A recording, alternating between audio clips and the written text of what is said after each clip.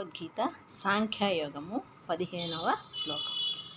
యం హీనాభ్యదంతే తే పురుషం పురుషార్థః సమదుఃఖం సుఖం ధీరం సోమృత్వాయ కల్పతే.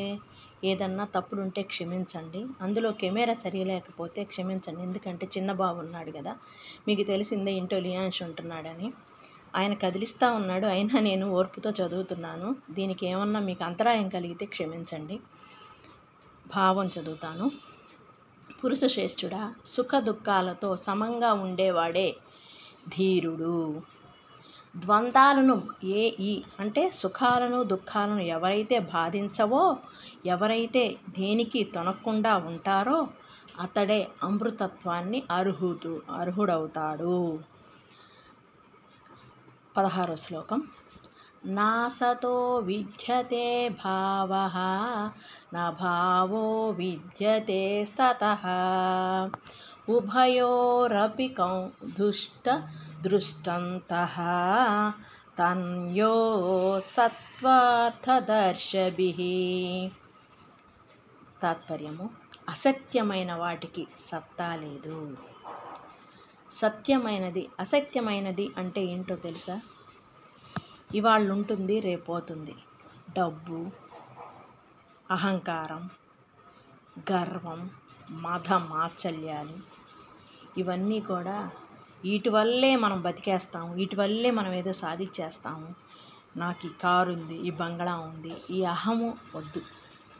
అన్నీ మనం పుట్టకముందు ఉన్నాయి, మనం చచ్చిపోయిన తర్వాత ఉంటాయి. వీటి కోసం ఎందుకు ప్రాకులాడాలి? అంతేనా ఫ్రెండ్స్? అసత్యమైన దానికి సత్తా లేకపోవటము. అసత్యమైనది అంటే ఏంది? కోరికలు. అంటే ఊహించుకుంటాం కదా. ఉన్నది మనకి ఏది అనుభవించాలని ఉంటుందో అది మనకు వచ్చేస్తుంది. ఏది ఎంత వెంపర్లాడినా మనకు ప్రాప్తం లేనిది ఏది మనకి రాదు. మనకు ఉన్న దానిలో తృప్తి పడితే, ఎంత ఇస్తే భగవంతుడు మనకి ఎంత ఇస్తే అంతలో తృప్తి పడితేనే ఎంత ప్రశాంతంగా ఉంటాం. ఏ అనారోగ్యాలు లేకుండా, ఏ టెన్షన్స్ లేకుండా, ఏ బాధరబందీలు లేకుండా. ఎవరితో రావాలి, ఎవరినో నాశనం చేయాలి, వాడు బాగుంటే మనం సహించలేకపోవటం, ఇలాంటివేవి కూడా పెట్టుకోకండి. మనకు చిన్నదిచ్చినా పెద్దదిచ్చినా, బంగళాలు ఇచ్చినా, ఆస్తులు ఇచ్చినా, ఏవిచ్చినా భగవంతుడిచ్చినాయి. ఆ ఇచ్చిన వాటితో సంతృప్తి పొందుతామే, అదే మనకు మనశ్శాంతి, ఆరోగ్యము, ఆహ్లాదకరం. మనం బాగుండాలి, అందరూ బాగుండాలని కోరుకోవాలి. అంతేగాని ఒకళ్ళు నాశనం అయ్యి మనం బాగుండాలని కోరుకోవడం అనేది మంచిది కాదు. అదే అసత్యమైనది అంటూ మనకి అవసరం లేదు. మనది కాదు, ఏది మనది కాదు. మనది ఎవ్వరూ లాక్కోలేరు.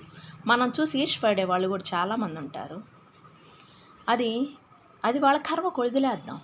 వాళ్ళు ఈర్ష్యపడినంత మాత్రాన, వాళ్ళు కుళ్ళుకున్నంత మాత్రం మనము పూర్వజన్మలో ఎంత మంచి చేసుకున్నామో, ఎంత దానాలు ధర్మాలు చేశామో అవి తిరిగి మనకు వచ్చేస్తాయి. అందుకని ఎప్పుడైనా ఉన్నదానిలోనే దానము ధర్మము చేద్దాం. లేనిది ఎక్కడి నుంచి తీసుకొచ్చి ఇవ్వలేంగా. కనీసం నలుగురికి అన్నం పెట్టలేని స్తోమతలు మనం లేంగా. ఉన్నారు. దానిలో కూడా చాలామంది అండి. ఆటో అబ్బాయి ఒక అతను మామూలుగా చూశాను, ప్రతిరోజు ఎవరికొకళ్ళకి ఒక భోజనం తీసుకెళ్ళి ఇస్తాడు. యూట్యూబ్లో చూశాను అన్నమాట. అబ్బాయిని చూస్తే నాకు చాలా ముచ్చటేసింది. నేను కామెంట్ కూడా పెట్టాను, దానికి సబ్స్క్రైబ్ కూడా చేసుకున్నాను.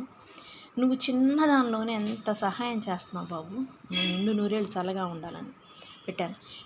మనం నలుగురికి భోజనం పెట్టలేమా? ఏదన్నా ఒక వస్తువు కావాలంటే కొనిలేమా? పోని మన పనోళ్ళు ఉంటారుగా, వాళ్ళకైనా వాళ్ళ పిల్లల చదువులకో వాళ్ళకో దేనికో దానికి సహాయం చేయడం మంచిదే. ఉన్నదానిలోనే తృప్తి పొందుదాం. ఉన్నదానిలోనే ఎవరికో ఒక్కళ్ళకైనా సహాయం చేద్దాం. అదే సత్యం లేనిది, సత్యము కానిది ఏది మనకి అక్కర్లేదు. సత్యమైనదే మనకు కావాలి. ఈ స్వరూపం తత్వజ్ఞానం చేత దర్శించబడింది. చిన్న తాత్పర్యానికి వాళ్ళు నాకు చాలా, మా నాన్నగారు చెప్పారు. ఇదంతా కూడా నా గురువుగారైన తండ్రి అన్నీ ఆయనేను. ఆయన వల్లే మాకు ఈ జ్ఞానం వచ్చింది. ఆయన చల్లగా ఉండాలని మీ అందరి ఆశీస్సులతో నమస్తే ముగిస్తున్నాను. మా బాబు బాగా అల్లరి చేస్తూ ఉన్నాడు.